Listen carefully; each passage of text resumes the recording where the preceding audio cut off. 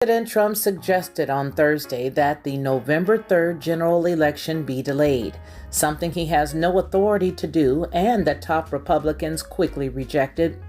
Representative Kevin McCarthy is quoted as saying, "Never in the history of the federal elections have we not held an election, and we should go forward."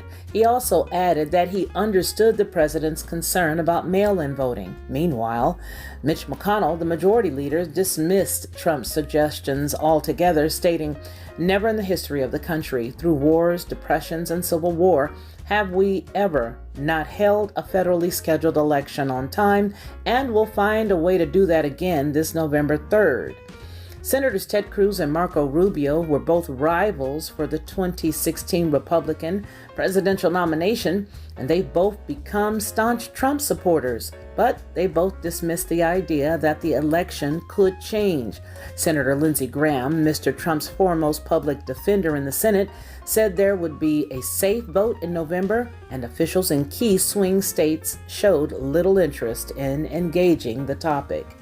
"We're going to have an election. It's going to be legitimate, and it's going to be credible. It's going to be the same as it's always been," Mr. Rubio told reporters at the Capitol in Washington. Meanwhile, Mr. Cruz agreed. "I think election fraud is a serious problem, but no, we should not delay the election."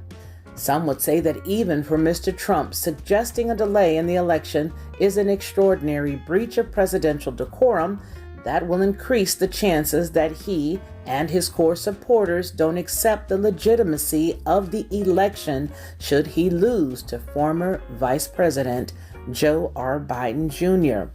His suggestions came minutes after the Commerce Department announced that the nation's gross domestic product, the broadest measure of goods and services produced, fell 9.5% during the first 3 months ending June 30th, the largest quarterly drop on record.